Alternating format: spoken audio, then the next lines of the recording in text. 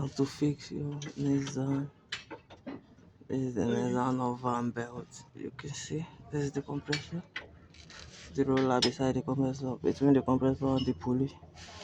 You can see the roller. So go to the adjustment. This is the adjuster. The belt will go straight. You can see straight to the middle of it. Look at the belt from here down there. The belt comes from here down here. You can see the belt. So let's go to. You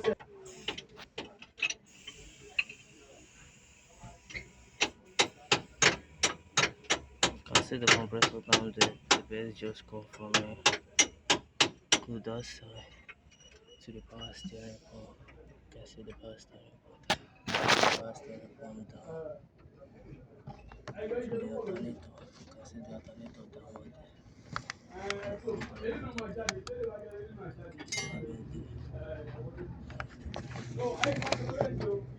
It's the bed easy.